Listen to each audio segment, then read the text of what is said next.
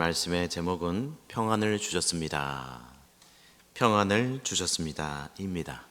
이와 같은 제목으로 하나님의 말씀을 전할 때 하나님께서 우리에게 주시는 은혜가 있으시기를 바랍니다. 이 한국인의 인사말은요, 안녕하세요입니다. 오늘 아직 아침이라 서로 안녕하세요 그렇게 인사하실 일이 많지는 않았죠. 그런데 오늘 하루 종일 지내시면서 안녕하세요, 잘 있으셨습니까? 라는 그런 인사를 많이 하실 것 같아요. 이 안녕하세요라는 인사를 이 국어사전을 보니까 이 몸이 건강하고 마음이 평안한 상태를 안녕하다 그렇게 이야기합니다. 그래서 안녕하세요 그렇게 인사를 하거든요. 즉 몸이 편안한데 마음이 불편하거나 또한 마음이 편안해도 이 몸이 불편하면 무엇입니까? 안녕 못한 겁니다. 안녕 못한데도 안녕하세요 그럴 때도 있고요.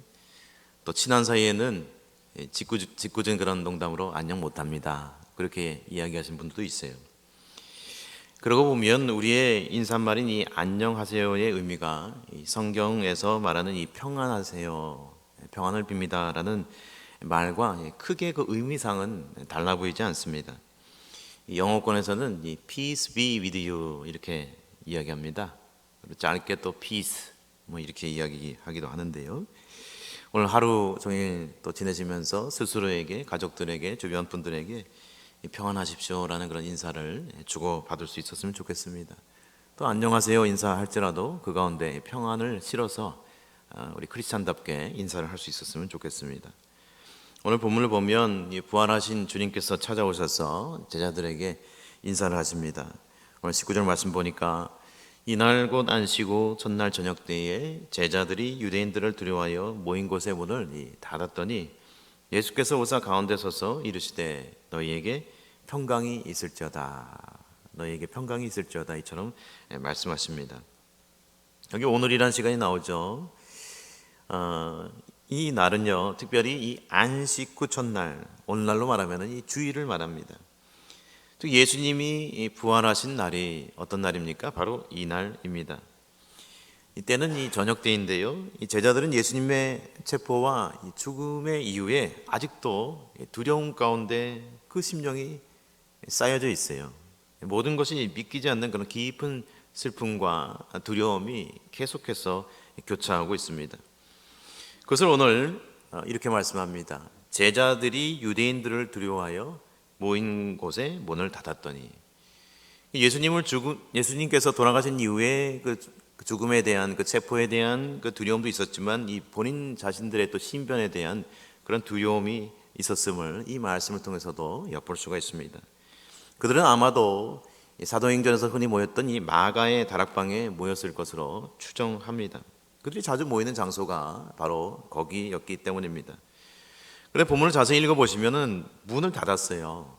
문을 닫고 있는데 오늘 본문에 보니 예수님께서 오사, 즉 문이 닫혀 있음에도 불구하고 예수께서 오십니다. 그리고 가운데 서서 이르시되라고 말씀하고 있습니다. 즉 예수님은 이 문이 닫혀 있는 것에 전혀 아랑곳하지 않으시고 이 부활하신 이후에 들어오십니다. 이 현상은 예수님께서 육신이 아닌 부활의 신비한 신령한 몸을 입고 계심을 우리는 이 말씀을 통해서 확인할 수가 있습니다. 그리고 보면 고린도전서 15장 44절 말씀에 이러한 말씀이 있는 것을 보게 됩니다. 육의 몸으로 심고 신령한 몸으로 다시 살아나나니 육의 몸이 있은즉 또 영의 몸도 있느니라. 이 부활한 이후에 신령한 몸에 대해서 이 고린도전서 15장은 이처럼 말씀합니다. 이때 다락방에 모여있는 제자들에게 주님께서 찾아오셔서 그 가운데 서셔서 처음으로 하신 말씀, 첫 인사 말씀은 무엇이었습니까? 너희에게 평강이 있을지어다. 평안하뇨. 그런 인사입니다. 즉 두려움과 이 걱정 가운데 있는 이들에게 이 평강만한 인사 말씀이 또 어디 있겠습니까? 이 평강은 사실 구약의 이 샬롬을 번역한 단어입니다. 신약 성경에서는 에이레네 이렇게 되어 있거든요. 즉 너희에게 이 평강이 있을지어다라는 이 말씀은 예수님의 순환과 고난과 부활 이후에 아주 중요한 그런 말씀입니다. 그래서 오늘 본문에 보면은 방금 읽은 말씀뿐만 아니라 21절에 보아도 너희에게 평강이 있을지어다. 이렇게 두 번째 말씀하시고요. 또한 26절에서도 너희에게 평강이 있을지어다라고 총 3번을 이 부활하신 이후에 반복해서 말씀하신 거예요. 그만큼 평강을 주시길 원하고 평안을 주시기를 원하는 주님의 그 심정을 헤아릴 수가 있습니다.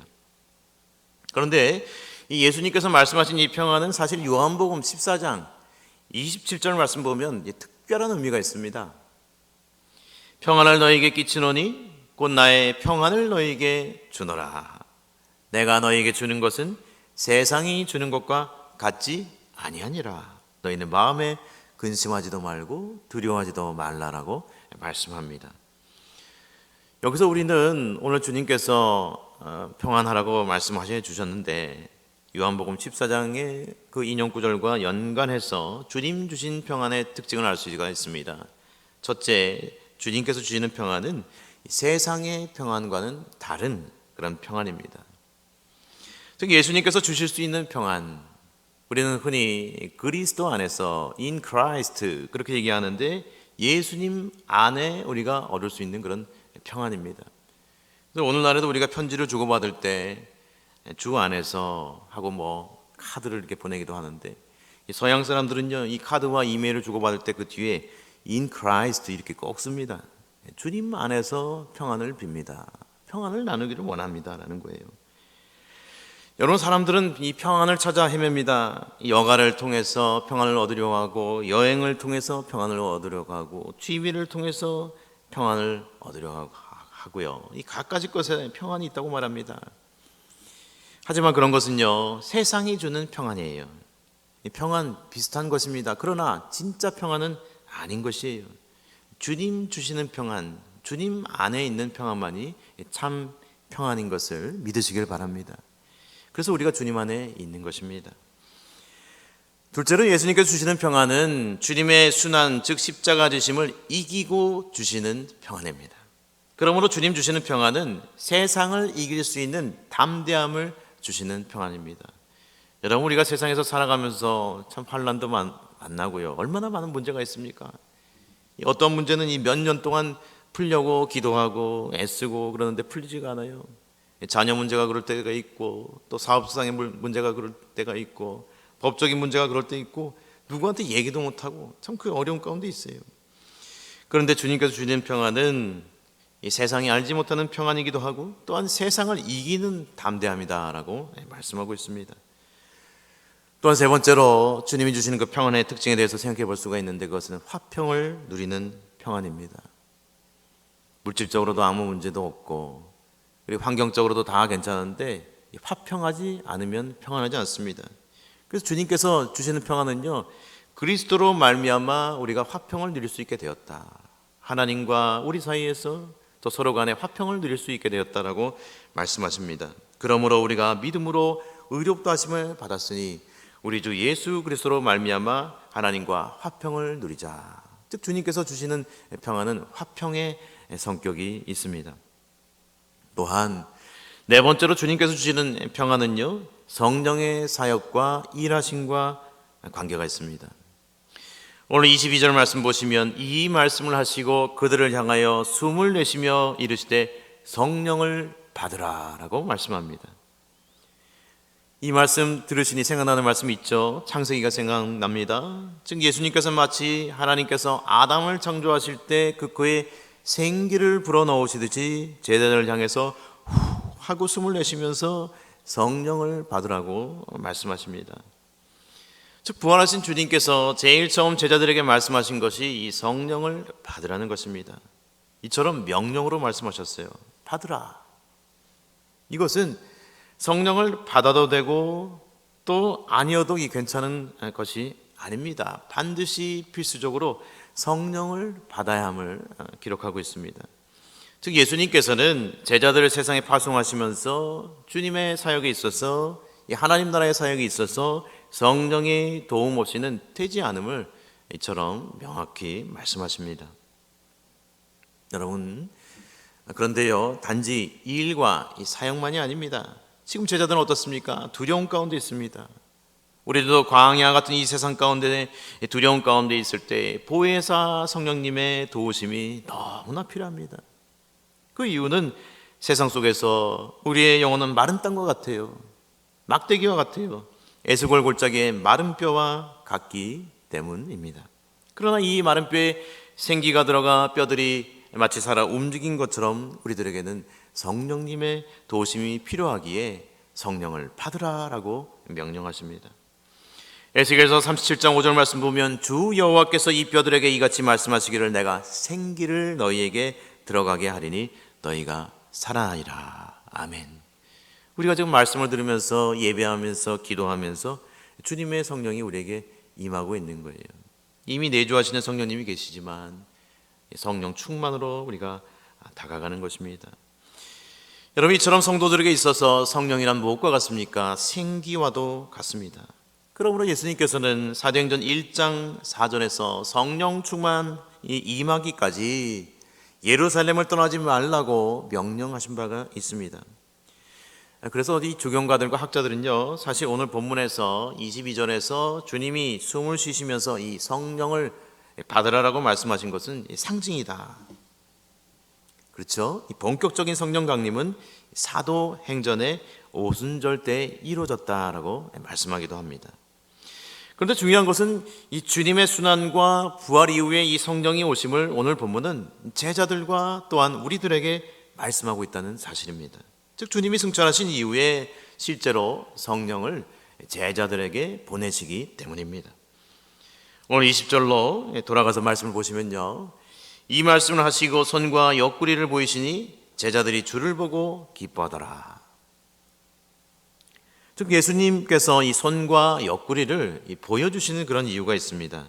누가복음 말씀을 보니까요, 이 발까지 보여주셨어요. 그 이유는 당시 이단들이 많이 있었는데 예수님께서 죽으신 것이 아니라 잠시 기절했다, 그리고 살아났다라고 하는 그 주장하는 사람들이 있었기 때문입니다. 아주 임의로 그들은 멋대로 상상을 했어요.